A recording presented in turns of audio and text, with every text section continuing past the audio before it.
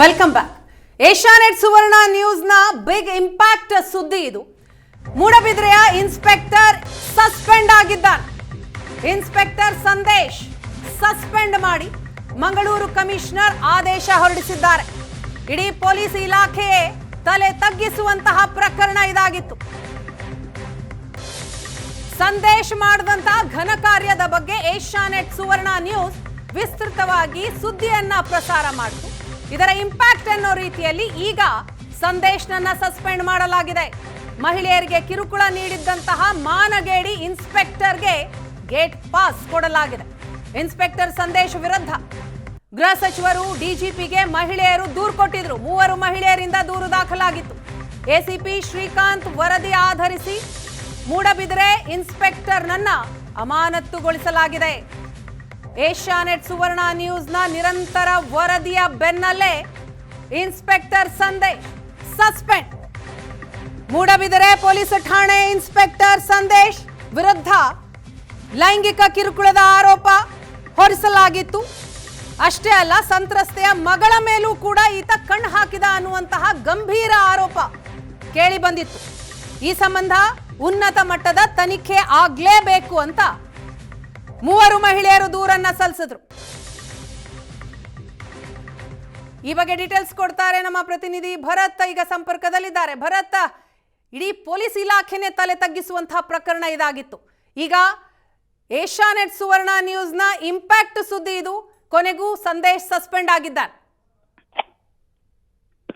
ವೀಣಾ, ಹೌದು. ಯಾಕಂದ್ರೆ ಈ ಒಂದು ಪ್ರಕರಣಕ್ಕೆ ಸಂಬಂಧಪಟ್ಟಂತೆ ಮೂಡಬಿದ್ರೆ ಪೊಲೀಸ್ ಠಾಣೆಯ ಇನ್ಸ್ಪೆಕ್ಟರ್ ಸಂದೇಶ್ ವಿರುದ್ಧ ಬಹಳ ಗಂಭೀರವಾದಂತಹ ಆರೋಪ ಕೇಳಿ ಬಂದಿತ್ತು. ಇಬ್ಬರು ಮಹಿಳೆಯರು ಮಾಧ್ಯಮಗಳಲ್ಲಿ ಏಷ್ಯಾನೆಟ್ ಸುವರ್ಣ ನ್ಯೂಸ್ ನಲ್ಲೂ ಕೂಡ ಕೂತ್ಕೊಂಡು ಬಹಳ ಗಂಭೀರವಾದಂತಹ ಆರೋಪಗಳನ್ನು ಮಾಡಿದ್ರು. ಇದಕ್ಕೆ ಸಂಬಂಧಪಟ್ಟಂತೆ ನಿನ್ನೆ ಒಂದು ಇಲಾಖಾ ತನಿಖೆಗೆ ಕಮಿಷನರ್ ಒಂದು ಆದೇಶವನ್ನು ಹೊರಡಿಸ್ತಾರೆ. ಸ್ವತಃ ಎಸಿಪಿ ನೇತೃತ್ವದಲ್ಲಿ ಒಂದು ತನಿಖೆ ನಡೆಯುತ್ತೆ. ಇವತ್ತು ಸ್ವತಃ ಸಂದೇಶ್ಗೂ ಕೂಡ ಒಂದು ಬುಲಾವ್ ಹೋಗುತ್ತೆ. ಅದಕ್ಕೆ ಸಂಬಂಧಪಟ್ಟಂತೆ ಏನೆಲ್ಲ ಮಾಹಿತಿಗಳಿತ್ತು ಅದಕ್ಕೆ ಸಂಬಂಧಪಟ್ಟಂತಹ ಎಲ್ಲ ಪ್ರಾಥಮಿಕ ತನಿಖೆಯನ್ನ ಮಾಡಿ ಇವತ್ತು ಸಂಜೆ ಒಳಗೆ, ಅಂದ್ರೆ ಬಹಳ ಗಂಭೀರ ಪ್ರಕರಣ, ಸ್ವತಃ ಗೃಹ ಸಚಿವ ಪರಮೇಶ್ವರ್ ಅವರೇ ಈ ಒಂದು ಪ್ರಕರಣದಲ್ಲಿ ಖುದ್ದು ವರದಿಯನ್ನ ಕೇಳಿದ್ರು. ಈ ಎಲ್ಲ ಕಾರಣಗಳಿಂದಾಗಿ ಅವರ ರಿಪೋರ್ಟ್ ಅನ್ನ ಕೇಳಿದ್ರು. ಈ ಕಾರಣಕ್ಕಾಗಿ ಇವತ್ತು ಸಂಜೆ ಒಳಗಾಗಿ ಎಸಿಪಿ ಒಂದು ಪ್ರಿಲಿಮಿನರಿ ಇನ್ಕ್ವೈರಿಯನ್ನ ಮಾಡಿ ಅವರಿಗೆ ವರದಿಯನ್ನ ಮಂಗಳೂರು ಕಮಿಷನರ್ ಸುಧೀರ್ ರೆಡ್ಡಿಗೆ ಕೊಟ್ಟಿದ್ದಾರೆ. ಸುಧೀರ್ ರೆಡ್ಡಿ ಈಗ ಆ ಒಂದು ಪ್ರಾಥಮಿಕ ತನಿಖಾ ವರದಿ ಆಧಾರದಲ್ಲಿ ಸಂದೇಶ್ ಪಿಜಿಯನ್ನ ಸದ್ಯದ ಮಟ್ಟಿಗೆ ಅಮಾನತಿನಲ್ಲಿಟ್ಟು ಮುಂದಿನ ತನಿಖೆಯನ್ನ ಕೂಡ ಮುಂದುವರೆಸಿರುವಂತದ್ದು. ಆದ್ರೆ ಪ್ರಿಲಿಮಿನರಿಯಾಗಿ ಒಂದಷ್ಟು ಮಾಹಿತಿಗಳನ್ನ ಕಮಿಷನರ್ ಮಾಧ್ಯಮ ಹೇಳಿಕೆಯಲ್ಲಿ ಹಂಚಿಕೊಂಡಿರುವಂತದ್ದು. ಪ್ರಮುಖವಾಗಿ ಸುಮತಿ ನಾಯಕ್, ಅಂದ್ರೆ ಇವತ್ತು ಮಾಧ್ಯಮಗಳ ಮುಂದೆ ಹೇಳಿಕೆ ನೀಡಿದ ಇಬ್ಬರು ಮಹಿಳೆಯರು, ಒಬ್ಬರು ಸುಮತಿ ನಾಯಕ್ ಇದ್ದಾರೆ. ಸುಮತಿ ನಾಯಕ್ಗೆ ಸಂಬಂಧಪಟ್ಟಂತೆ ಅವರ ಸಹೋದರಿ ಕೂಡ ಒಂದು ಪ್ರತಿಕ್ರಿಯೆಯನ್ನು ಅವರ ವಿರುದ್ಧ ಕೊಟ್ಟಿದ್ದಾರೆ. ಹಾಗಾಗಿ ಇದಕ್ಕೆ ಸಂಬಂಧಪಟ್ಟಂತೆ ಇಬ್ಬರ ಹೇಳಿಕೆಗಳು ಮತ್ತು ಇಬ್ಬರ ಮೇಲೆ ದಾಖಲಾದ ಪ್ರಕರಣಗಳು ಅದು ತೀರಾ ವೈಯಕ್ತಿಕ ಮತ್ತು ಕೌಟುಂಬಿಕ ಕಲಹದ ಹಿನ್ನೆಲೆಯಲ್ಲಿ ನಡೆದಂತಹ ಪ್ರಕರಣ ಅನ್ನುವಂಥದ್ದನ್ನ ಬಹಳ ಸ್ಪಷ್ಟವಾಗಿ ಅವರು ಉಲ್ಲೇಖವನ್ನ ಕೂಡ ಮಾಡಿರುವಂತದ್ದು. ಅದರ ಜೊತೆಗೆ ಎರಡನೇ ಮಹಿಳೆ ಅನ್ನುವಂತ ಒಂದು ಮಹಿಳೆ ಹೆಸರನ್ನ ಕೂಡ ಕಮಿಷನರ್ ಉಲ್ಲೇಖ ಮಾಡ್ತಾರೆ. ಅವರು ತನಗೆ ನನ್ನ ವಿರುದ್ಧ ಕಿರುಕುಳ ನಡೆದಿದೆ, ಮತ್ತೊಂದು ಮಗದೊಂದು ಅನ್ನುವಂಥದ್ದು. ಅದರ ಜೊತೆಗೆ ಲಂಚದ ಬೇಡಿಕೆಗಳ ಬಗ್ಗೆಯೂ ಕೂಡ ಬಹಳ ಕ್ಲಿಯರ್ ಆಗಿ ಅವರು ತಮ್ಮ ಆರೋಪಗಳಲ್ಲಿ ಉಲ್ಲೇಖ ಮಾಡಿದ್ದಾರೆ. ಅದಕ್ಕೆ ಸಂಬಂಧಪಟ್ಟಂತೆ ಅವರ ಕೆಲವೊಂದು ಸಿಸಿಟಿವಿ ಫುಟೇಜ್ಗಳು ಮತ್ತು ಅಲ್ಲಿ ಸ್ಥಳದಲ್ಲಿದ್ದಂತ ವಕೀಲರು ಇರಬಹುದು, ಕೆಲವೊಂದು ಮಾಧ್ಯಮ ಪ್ರತಿನಿಧಿಗಳನ್ನ ಕೂಡ ಈ ಸಂದರ್ಭದಲ್ಲಿ ಇನ್ಕ್ವೈರಿ ಮಾಡಲಾಗಿದೆ. ಅವರು ಕೊಟ್ಟ ಹೇಳಿಕೆಯ ಆಧಾರದಲ್ಲಿ ಅದರಲ್ಲಿ ಆ ಪ್ರಕರಣ ಆರೋಪದಲ್ಲಿ ಹುರುಳಿಲ್ಲ ಅನ್ನುವಂಥದ್ದು ಪ್ರಿಲಿಮಿನರಿ ಆಗಿ ಈಗ ಸದ್ಯಕ್ಕೆ ಪೊಲೀಸ್ ಇಲಾಖೆ ಮತ್ತು ಎಸಿಪಿ ತನಿಖಾ ವರದಿಯಲ್ಲಿ ನಿರ್ಧಾರಕ್ಕೆ ಬಂದಿರುವಂತದ್ದು. ಇನ್ನೊಂದು ಗಮನಿಸಬೇಕಾದಂತದ್ದು, ಅವರು ಬೇರೆ ಅವರ ವಿಡಿಯೋಗಳು ಮತ್ತು ಆಡಿಯೋಗಳೇನು ದಾಖಲಾಗಿರುವಂತದ್ದು ಅವುಗಳಲ್ಲಿ ಬಹಳ ಕ್ಲಿಯರ್ ಕಟ್ ಆಗಿ ಕೆಲವೊಂದು ಅನುಚಿತವಾಗಿ ವರ್ತನೆ ಮಾಡಿರುವಂತದ್ದು ಕಂಡು ಬಂದಿದೆ. ಅಂದ್ರೆ ಆಡಿಯೋದಲ್ಲಿ ಇರಬಹುದು ಮತ್ತು ಒಂದು ಮಹಿಳೆಯ ಜೊತೆಗೆ, ಅಂದ್ರೆ ಅದು ಅವರ ತೀರಾ ವೈಯಕ್ತಿಕ ಆಗಿದ್ದರೂ ಕೂಡ ಪೊಲೀಸ್ ಯೂನಿಫಾರ್ಮ್ ನಲ್ಲಿ ಇದ್ದಂತ ಕಾರಣದಿಂದಾಗಿ ಮತ್ತು ಇಲಾಖೆಯ ಗೌರವಕ್ಕೆ ಧಕ್ಕೆ ತರುವ ರೀತಿಯಲ್ಲಿ ಅದು ಕಂಡು ಬರುವಂತ ಕಾರಣದಿಂದಾಗಿ ಆ ಒಂದು ಇದರ ಹಿನ್ನೆಲೆಯಲ್ಲಿ ಅವರನ್ನ ಸದ್ಯಕ್ಕೆ ಸಸ್ಪೆಂಡ್ ಮಾಡಲಾಗಿದೆ. ಮುಂದಿನ ಕ್ರಮವನ್ನ ಹೆಚ್ಚಿನ ಇಲಾಖಾ ತನಿಖೆಯನ್ನು ನಡೆಸಿ ಮುಂದೆ ಏನು ಅವರ ವಿರುದ್ಧ ಕ್ರಮ ಕೈಗೊಳ್ಳಬೇಕು ಆ ನಿಟ್ಟಿನಲ್ಲಿ ಹೆಚ್ಚಿನ ತನಿಖೆಗೂ ಕೂಡ ಕಮಿಷನರ್ ಸೂಚನೆಯನ್ನು ಕೊಟ್ಟಿದ್ದಾರೆ. ಆದ್ರೆ ಪ್ರಿಲಿಮಿನರಿಯಾಗಿ ನಿರಂತರ 2 ದಿನಗಳಿಂದ ಏನು ಈ ಬಗ್ಗೆ ವರದಿಗಳು ಬಿತ್ತರಾಗ್ತಾ ಇದೆ. ಅದ್ರ ಜೊತೆಗೆ ಬಹಳ ಗಂಭೀರವಾಗಿ ಮಹಿಳಾ ಆಯೋಗ ಕೂಡ ಅದನ್ನ ತನಿಖೆ ಮಾಡಬೇಕು ಅನ್ನುವಂಥದ್ದನ್ನ ಹೇಳಿತ್ತು. ಈ ಎಲ್ಲ ಕಾರಣಗಳಿಗಾಗಿ ಸದ್ಯಕ್ಕೆ ಒಂದು ಅವರನ್ನ ಅಮಾನತು ಮಾಡಿ ಆದೇಶವನ್ನು ಹೊರಡಿಸಿರುವಂತದ್ದು. ಭರತ್, ಸಾಮಾನ್ಯವಾಗಿ ಇಂತಹ ಕೇಸ್ಗಳಲ್ಲಿ ಸಸ್ಪೆಂಡ್ ಮಾಡ್ಬಿಡ್ತಾರೆ. ಅದಾದ ನಂತರ ಕೇಸ್ ಏನಾಗಿದೆ ಅನ್ನೋದ್ರ ಬಗ್ಗೆ ಏನೂ ಇನ್ಫಾರ್ಮೇಶನ್ನೇ ಸಿಗೋದಿಲ್ಲ. ಆದ್ರೆ ಈ ಕೇಸ್ ಆ ರೀತಿ ಆಗಬಾರದು. ಎಲ್ರಿಗೂ ಕೂಡ ಇಂತಹ ಕೃತ್ಯ ಎಸಗುವಂತಹ ಪ್ರತಿಯೊಬ್ಬರಿಗೂ ಲೆಸನ್ ಆಗಬೇಕು, ಅಂತಹ ಆಕ್ಷನ್ ಕೂಡ ಆಗಬೇಕು. ನಿರೀಕ್ಷೆ ಇದೆಯಾ? ಆಕ್ಷನ್ ಆಗುತ್ತಾ? ಖಂಡಿತ ವೇಣು, ಯಾಕಂದ್ರೆ ಮಂಗಳೂರಿನಲ್ಲಿ ಸದ್ಯಕ್ಕಿರುವಂತದ್ದು ಕಮಿಷನರ್ ಸುಧೀರ್ ರೆಡ್ಡಿ ಅವರ ಬಗ್ಗೆ ಬಹಳ ನಂಬಿಕೆ ಇದೆ. ಸುಧೀರ್ ರೆಡ್ಡಿ ಅವರ ಕಾರ್ಯವೈಖರಿ ಮತ್ತು ಅವರ ಕರ್ತವ್ಯದ ಬಗ್ಗೆ ಅನೇಕ ಸಾರ್ವಜನಿಕವಾಗಿ ಯಾವುದೇ ರೀತಿಯಾದಂತಹ ಆಕ್ಷೇಪಣೆಗಳಿಲ್ಲ, ಅಸಮಾಧಾನಗಳಿಲ್ಲ. ಹಾಗಾಗಿ ನಿನ್ನೆ ಈ ಹಿಂದೆ ಅದರ ಬಗ್ಗೆ ಅನೇಕ ದೂರುಗಳಿದ್ರು ಕೂಡ ಅದರಲ್ಲಿ ಬೇರೆ ಬೇರೆ ಆಯಾಮಗಳಿತ್ತು. ಈ ಕಾರಣಕ್ಕಾಗಿ ಆಗ್ಲೂ ಕೂಡ ಕಮಿಷನರ್ ACP ಅವರ ನೇತೃತ್ವದಲ್ಲಿ ಒಂದು ಪ್ರಿಲಿಮಿನರಿ ಆಗಿ ಅಂದ್ರೆ ಇಂಟರ್ನಲ್ ತನಿಖೆಯನ್ನ ನಡೆಸಿದ್ರು.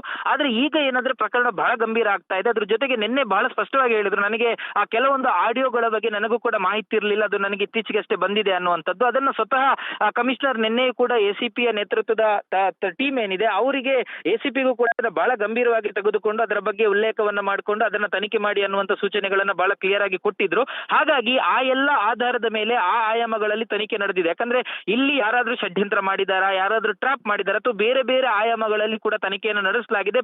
ಪ್ರಿಲಿಮಿನರಿಯಾಗಿ ಸುಮತಿ ನಾಯ್ಕ ಕೇಸ್ನಲ್ಲಿ ಯಾವುದೇ ರೀತಿಯಾದಂತಹ ಬಹಳ ಗಂಭೀರವಾದಂತಹ ಉರುಳುಗಳು ಕಂಡು ಬಂದಿಲ್ಲ, ಹಾಗಾಗಿ ಅದನ್ನ ಬಿಟ್ಟಿದ್ದಾರೆ. ಆದ್ರೆ ಇಲ್ಲಿ ಒಂದು ಮಹಿಳೆಯ ಜೊತೆಗೆ ವರ್ತನೆ ಮಾಡಿರುವಂತಹ ವಿಡಿಯೋ ಇರಬಹುದು ಅಥವಾ ಕಂಡು ಬಂದಂತಹ ಒಂದು ವೈರಲ್ ಆಗಿರುವಂತಹ ಆಡಿಯೋ ಇರಬಹುದು. ಆ ಆಡಿಯೋ ಒಬ್ಬ ಆತನ ಖಾಸಗಿ ಬದುಕಲ್ಲಿ ನಡೆಸಿದ್ರು ಕೂಡ ಒಬ್ಬ ಪೊಲೀಸ್ ಇಲಾಖೆಯಲ್ಲಿ ಇರುವಂತಹ ವ್ಯಕ್ತಿ ಪೊಲೀಸ್ ಯೂನಿಫಾರ್ಮ್ ಅನ್ನ ತೊಟ್ಟು ತನ್ನ ಕರ್ತವ್ಯಕ್ಕೆ ಚ್ಯುತಿ ಬರುವ ರೀತಿಯಲ್ಲಿ ಈ ರೀತಿಯಾಗಿ ಮಾಡಿದಂತ ಸಂದರ್ಭದಲ್ಲಿ ಸಹಜವಾಗಿ ಅದನ್ನ ಅವರು ಸಸ್ಪೆನ್ಷನ್ ಆರ್ಡರ್ನ ಪಾಸ್ ಮಾಡಿರುವಂತದ್ದು. ಆದ್ರೆ ಅದು ಇಲ್ಲಿಗೆ ಮುಗಿಯೋದಿಲ್ಲ. ಯಾಕಂದ್ರೆ ಮಹಿಳಾ ಆಯೋಗ ಗಂಭೀರವಾಗಿ ತನಿಖೆಯನ್ನು ನಡೆಸಿ ಇದಕ್ಕೆ ಸ್ವಯಂ ಪ್ರೇರಿತವಾದ ಸುಮೋಟೋ ಕೇಸ್ ದಾಖಲು ಮಾಡಿಕೊಂಡಿರುವಂತದ್ದು. ಹಾಗಾಗಿ ಮುಂದಿನ ದಿನಗಳಲ್ಲಿ ಅದು ಮಹಿಳಾ ಆಯೋಗಕ್ಕೂ ಕೂಡ ಬಹಳ ಒಂದು ಸವಿವರವಾದ ವರದಿಯನ್ನ ಕೊಡಬೇಕು. ಯಾಕಂದ್ರೆ ಮಹಿಳಾ ಆಯೋಗ ಅಲ್ಲಿ ಕೇಸ್ ಕ್ಲೋಸ್ ಮಾಡಬೇಕಾದ್ರೂ ಅಥವಾ ಅದರ ಮುಂದಿನ ಹಾದಿಯನ್ನ ಅದು ಹೇಗೆ ಹಿಡಿಬೇಕಾದ್ರೂ ಕೂಡ ಅದಕ್ಕೊಂದು ಸುದೀರ್ಘವಾದಂತಹ ಒಂದು ವರದಿಯನ್ನ ಮಹಿಳಾ ಆಯೋಗ ಕೂಡ ಕೊಡಬೇಕಾಗುತ್ತೆ. ಆ ನಿಟ್ಟಿನಲ್ಲಿ ACP ತನಿಖೆ ಮುಂದುವರಿಯುತ್ತೆ.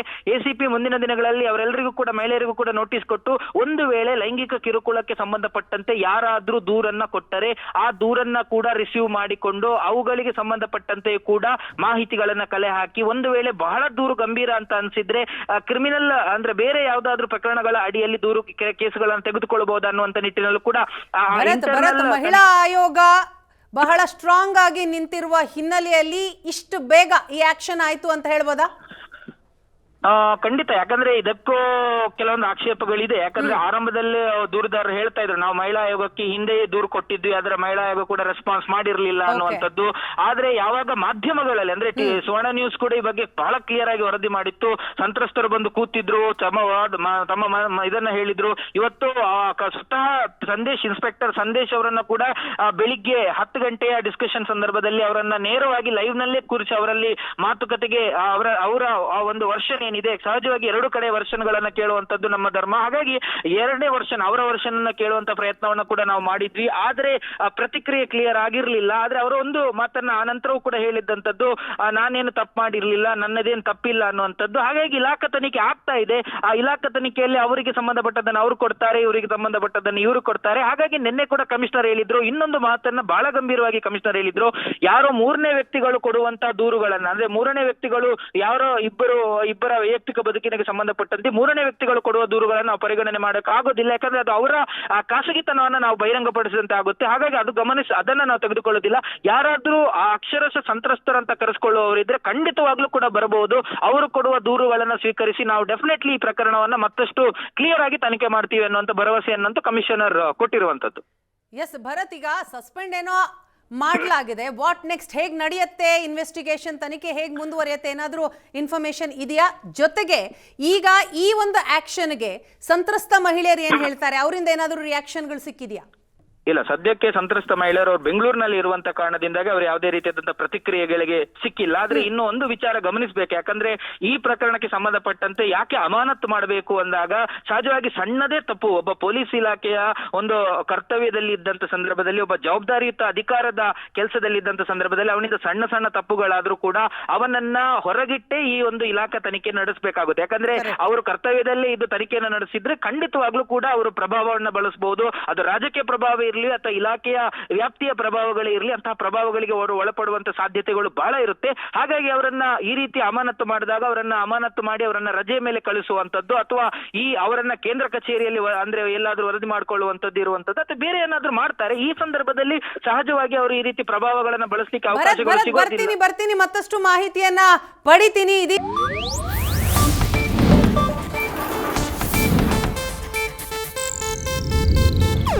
ಇದು ಏಷ್ಯಾನೆಟ್ ನ್ಯೂಸ್ ನೆಟ್ವರ್ಕ್ ಪ್ರಸ್ತುತಿ.